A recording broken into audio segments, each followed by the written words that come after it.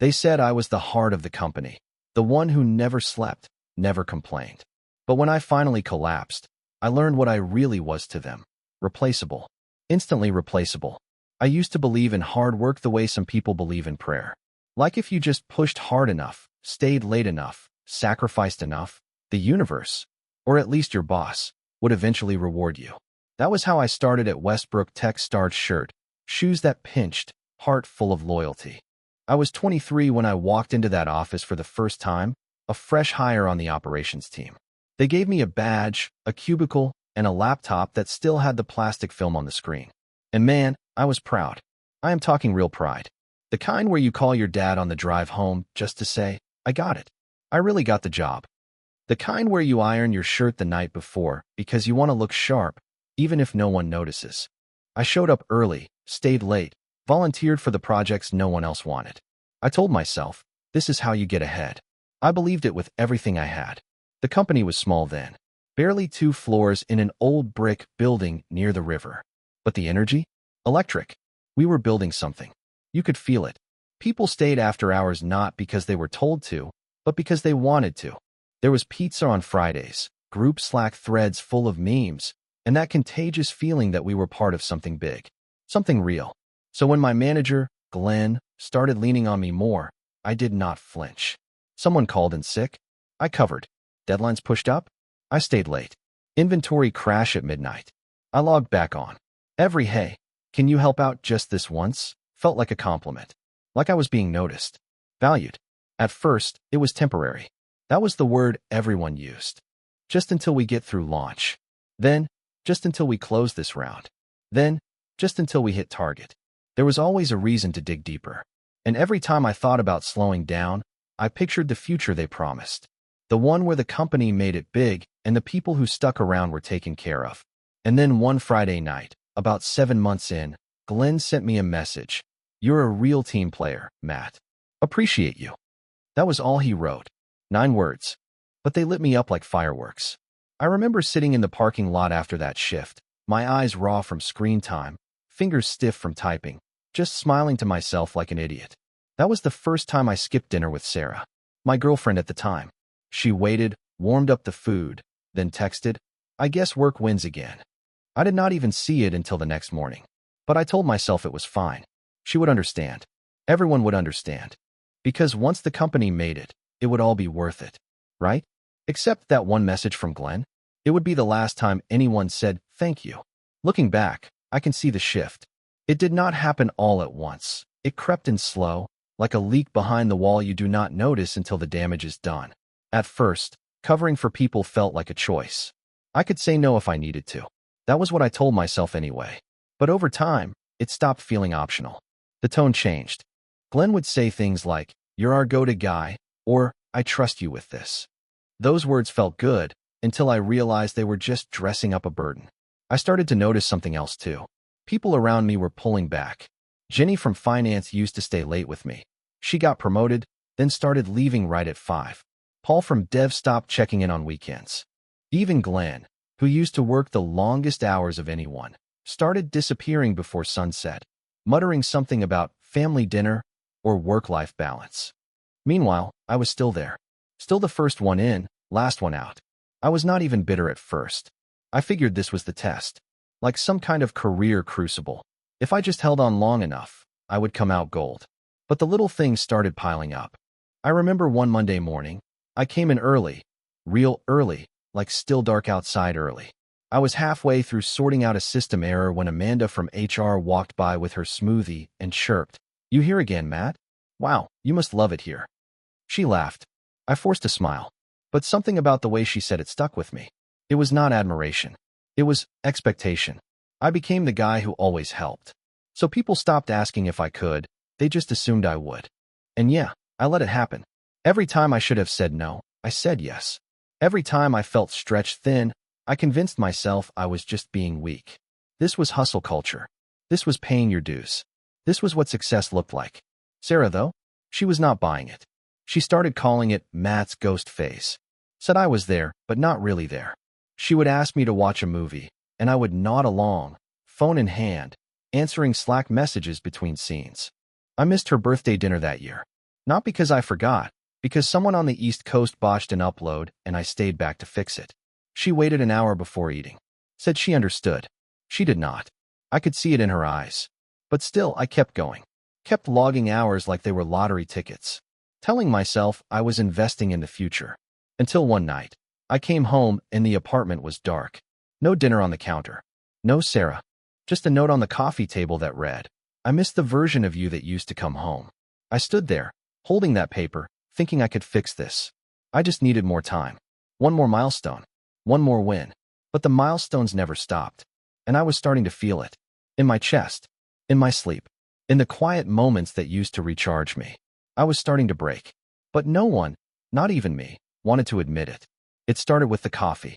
I used to drink maybe 1 cup in the morning, just to shake the fog off. Then it became 2. Then 3.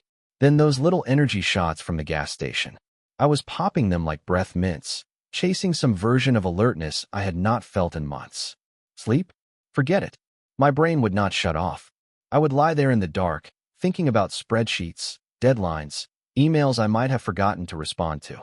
Even when I did sleep, I would jolt awake like I had missed something. There were nights I would check my phone at 3 in the morning just to make sure no one needed me. I stopped working out. Stopped calling my mom back. I would open her texts, glance at them, and tell myself I would reply later.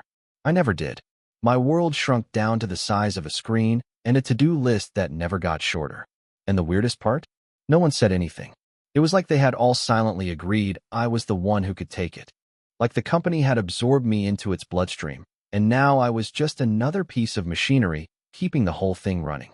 That December, we hit a big milestone. Our flagship product finally launched.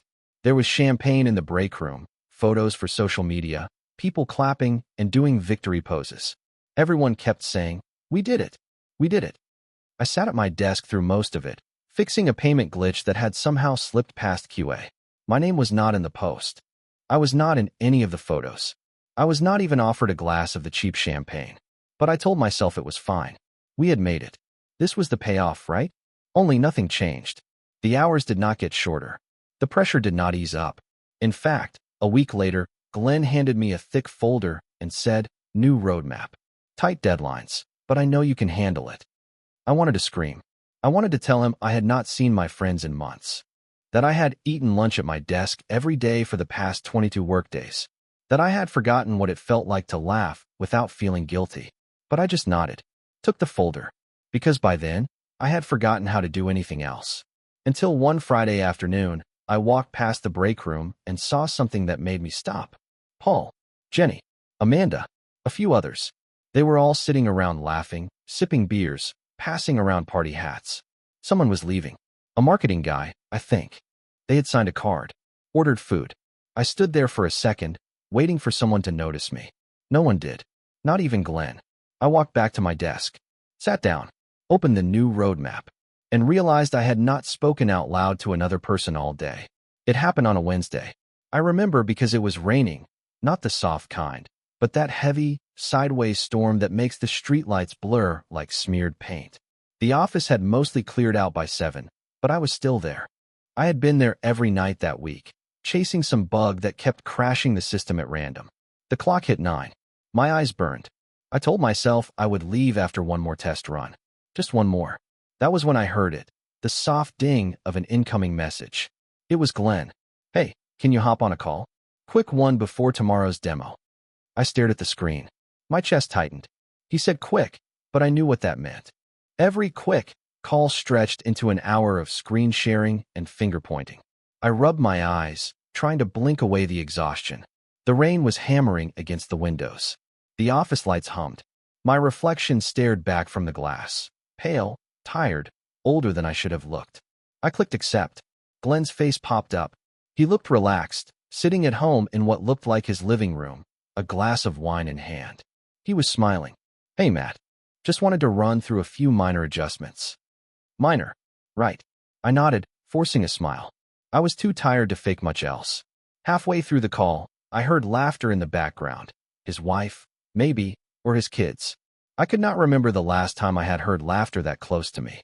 That was when it hit me. He was home. He had a life. And I was still here, holding up the walls so people like him could have evenings like that. I do not know why, but something cracked right then. After we hung up, I just sat there, staring at the screen. My hands were shaking. I tried to focus on the code, but the words blurred. I looked down and realized I had not eaten since breakfast. My whole body was trembling, part hunger, part exhaustion, part something I could not name. And then, the weirdest thing, I started laughing. Not out loud, but that low, breathless kind that sneaks out before you can stop it. I laughed because I suddenly saw it all so clearly. They were never going to let up. Not because they were cruel, because I had trained them not to. I had built my own cage. That realization should have felt freeing, but it didn't. It felt terrifying. Because if I stopped being the dependable one, who was I? I packed my things, shut down the computer, and stepped outside. The rain soaked me instantly, cold and sharp.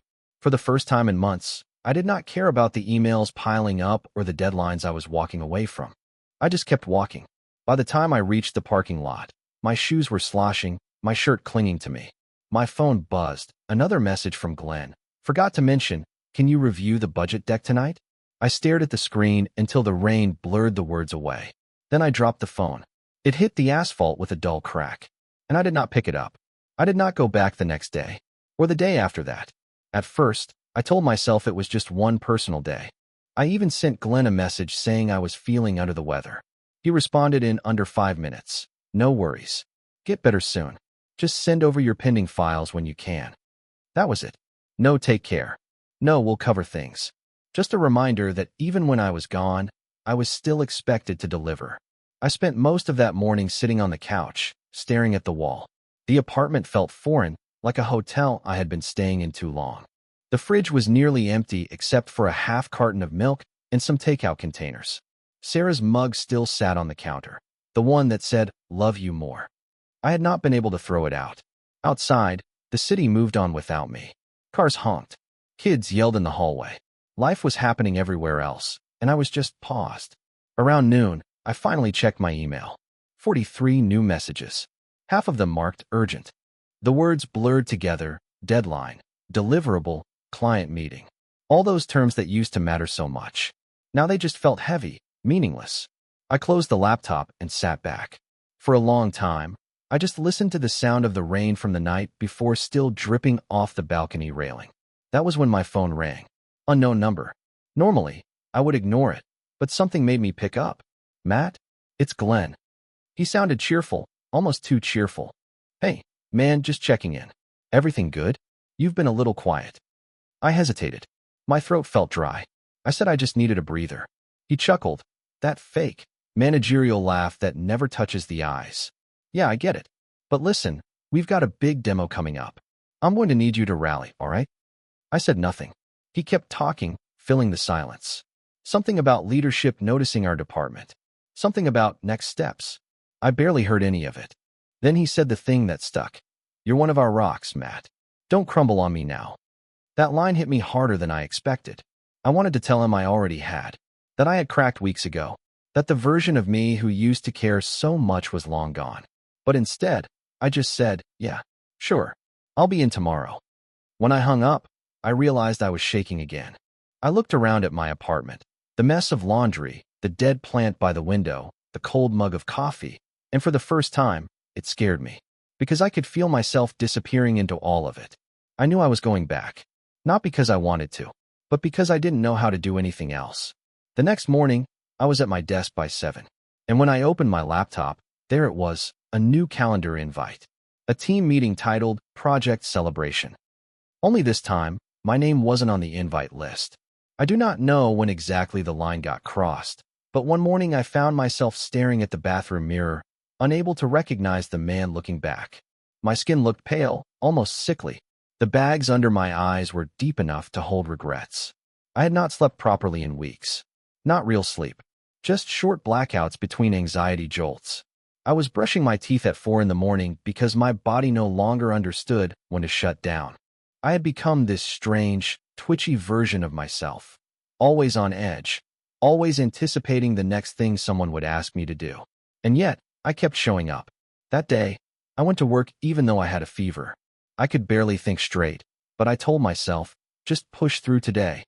I said that every day, and every day I fell deeper into that hole. My phone buzzed nonstop, messages from team leads, one asking if I could cover a call at noon, another checking if I had reviewed the report that was not even due until next week. But the kicker? My manager sent a group message saying, "Big thanks to everyone for the amazing launch. Time to recharge before the next big push." Everyone. I squinted at that word. Everyone. I knew damn well half of them had logged off early the last 2 weeks.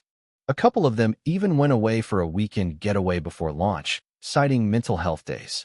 Nobody blinked. Meanwhile, I was averaging 18-hour shifts and skipping meals. Still, no one noticed. At lunch, I went to the break room just to sit alone. I did not eat. I just sat there, elbows on the table, trying to make sense of the numbness in my chest. That was when Mark walked in. He was one of the senior engineers. Good guy. We had worked together for years, though never really talked outside of meetings. He looked surprised to see me. "Hey," he said, tilting his head. "I thought you left already." I blinked at him. "Left?" He nodded. "The wrap party. They're doing drinks at the bar down the street." I felt the weight of that sentence hit me like a slow, suffocating wave.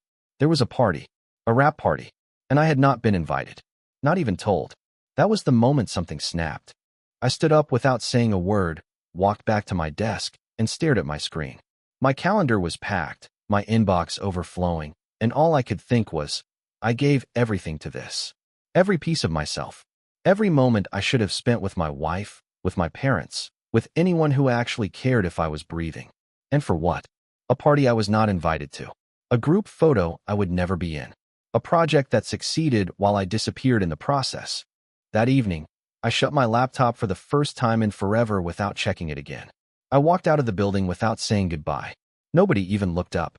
Back at home, I stared at the unopened mail on my table, the dusty gym bag in the corner, the half-finished photo frame project I started last Christmas. And then I saw the missed call.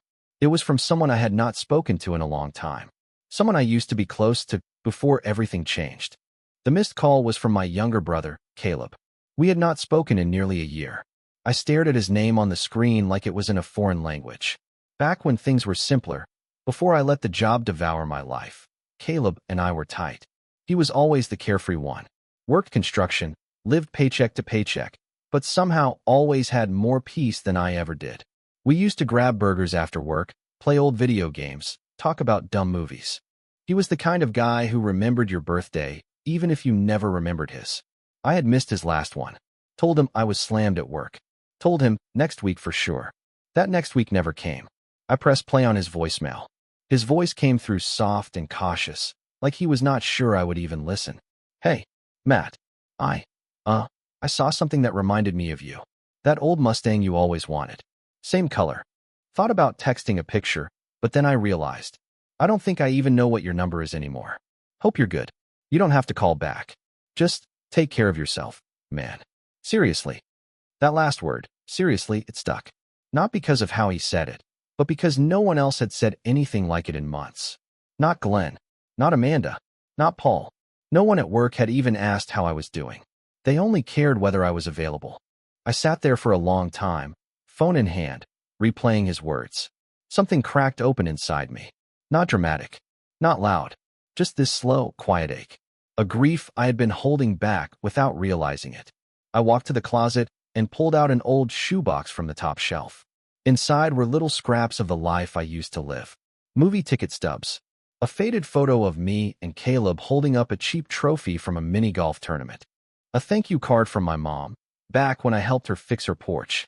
A photo of me and Sarah, laughing on some random trail, her hair tied up in that way she used to do when we were happy. I do not know what I was looking for. Maybe a reason. Maybe proof that I had existed outside of meetings and roadmaps and Slack threads.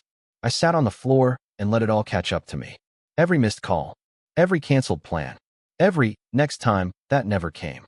The truth hit hard. While I had been giving everything to a company that would not even notice if I vanished, I had been quietly letting go of the people who actually would. That was the real cost. The part one never factored into the spreadsheet. And suddenly, I knew. I could not go back. Not just to the office, but to that version of myself. The one who thought self-worth came from praise on a performance review. The one who believed burnout was just part of the grind. Because I had chased the dream. And it left me hollow. But Caleb remembered me. And maybe that meant I could still remember me too. The next morning, I woke up early. Not for work. Not for emails. I packed a bag, grabbed my keys, and drove. No plan. No destination. Just a gut instinct that there was one more conversation I needed to have. One more door I had left unopened far too long. I drove for 2 hours without turning on the radio. The highway was empty, the kind of quiet that feels like a question. I did not know where I was going at first, just somewhere else. Anywhere but that office. Anywhere but my apartment full of unread mail and cold silence. Then I found myself pulling off the freeway, past a gas station I remembered from years ago, and suddenly I knew exactly where I was heading. Sarah's neighborhood. I had not seen her since she moved out, had not even driven past her place. But something about Caleb's voicemail and that box of memories had stirred something I had buried deep, the idea that maybe, just maybe, there was still one piece of my life worth revisiting. I parked across the street and stared at her building. It looked the same. The crooked porch light. The little wind chime she hung even though I always said it annoyed the neighbors. I almost laughed. She never cared about that sort of thing. She was stubborn in a way I admired more than I let on. I did not have a speech prepared. No dramatic apology. I was not even sure if she would open the door. But I had to try. Not for some grand reunion, but because I owed her the truth, not the version I gave when I was neck-deep in work and pretending everything was fine. I walked up, heart pounding harder with each step. Knocked. No answer. I waited. Then the door opened. Not all the way, just a crack. And there she was. Same eyes, same cautious expression, but something else too. Calm. Like she had rebuilt herself in my absence. Her voice was soft. Matt. I nodded. Yeah, I know it's been a while. She said nothing at first. Just looked at me. Not angry. Just guarded. I took a breath. I'm not here to fix anything. I just needed to say it. You were right. About everything. I let that job swallow me whole. And when you left, I told myself I would catch up to you eventually. But I never did. Not really. Still no reaction. So I kept going. I spent years thinking if I just worked hard enough, I'd earn peace. Like I could trade exhaustion for happiness, like it was some currency.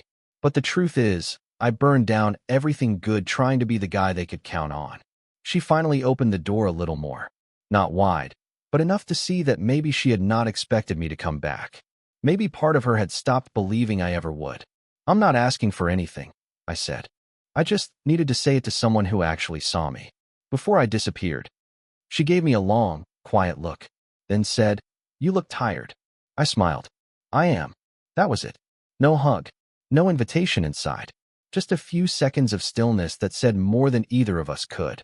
And honestly, that was enough. Because for the first time in years, I was not trying to prove anything. Not trying to win anyone over. Just telling the truth. As I turned to leave, she said one last thing. Matt, whatever you do next, make sure it belongs to you. I nodded, throat tight. It was time. 2 weeks later, Glenn called again. He said they were reorganizing, that they had noticed my absence and were willing to explore a new leadership role if I came back. Bigger title, more money, same expectations. And I sat there, phone in hand, knowing exactly what I was going to say. I let the phone ring 4 times before I picked up. Glenn sounded almost cheerful, like we were old friends catching up, instead of a boss who had barely noticed when I vanished. Matt, been a while, he said. Listen, things have been moving fast since the launch. We've had some shakeups. A few folks moving to new teams. You know how it goes. I waited. I knew what was coming. There was always a pitch with Glenn. He just liked to dance around it first. We were talking, he continued, and your name came up. People remember the work you did. Your dedication. We're thinking about a senior lead role. Strategic oversight. Big picture stuff. Less hands-on, more influence. Better pay, of course. He let the words hang like bait. I looked around the coffee shop where I was sitting. My laptop was open, but not to any spreadsheets. I was drafting a business plan, small, scrappy mine. Just an idea for now, but it felt real in a way that nothing at Westbrook ever had. It felt like mine. Glenn kept talking, filling the space with phrases like new vision and rebuilding the core team. He sounded so proud of himself, like he was handing me a gift. But all I could think about was how no one had checked in when I missed 4 straight days of work. No one asked if I was okay. I was only important again once they needed something. Matt, he said when I stayed quiet too long. I finally answered. I appreciate the call. Really, but I think I'm done. There was silence on the other end. Not shock, just confusion. Like he could not process what I had just said. Done. Yeah, I said. With the 20-hour weeks. With the fake team player badge. With giving everything and ending up invisible. Glenn laughed awkwardly. Come on, man. You're overthinking. This is a real opportunity. You've earned it. That was exactly the problem. I had earned this by losing everything else. No, I said. I think what I've earned is a chance to do something different. Something that's actually mine. More silence. Then a short, clipped, well, okay.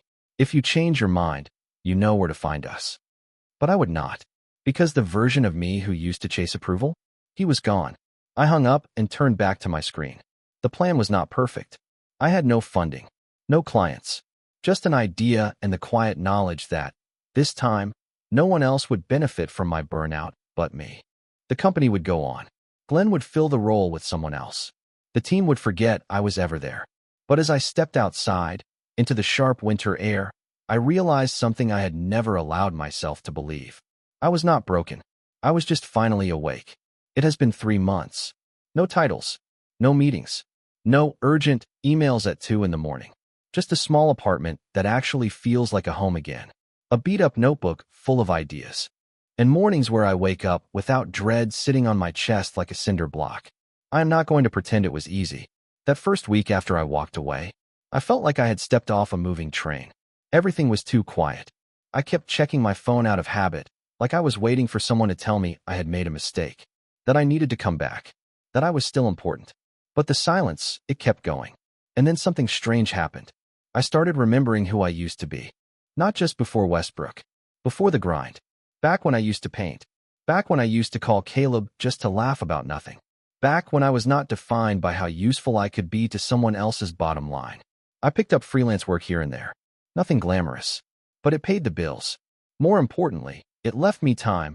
Time to sit in a park with a coffee. Time to go for a walk without checking Slack every 5 minutes. Time to talk to people. Real people. Not just coworkers, but friends. Family. Even Sarah. We met for coffee last week. Not to start anything back up. Just to talk. She looked happy. And for the first time, I did not feel guilty about that. I told her about the company's offer and how I turned it down. She smiled, nodded, and said, I'm proud of you. I did not cry or anything, but I felt something loosen in my chest that I had been carrying for years. And now, I am building something small. A consulting gig, maybe, or my own ops firm. I do not even have a name for it yet. But every task, every meeting, every email, it is mine. Not Glenn's. Not Westbrook's. Mine. I am not angry anymore. Not at the company. Not at Glenn. Not even at myself. They did what companies do. They move on. They find new people. They survive. But so do we. I used to think burnout was just the price of ambition. That if you pushed hard enough, eventually it would all make sense. But here is what I know now. You can give everything to a machine and still come away with nothing. You can sacrifice years for a team that will replace you before your chair gets cold. You can disappear right in front of people, and they will not even blink. But you can also start over. You can walk away, not with rage, but with clarity. You can choose to rebuild something that actually belongs to you. And that feeling, that quiet, solid, earned peace, it is worth more than any promotion ever was.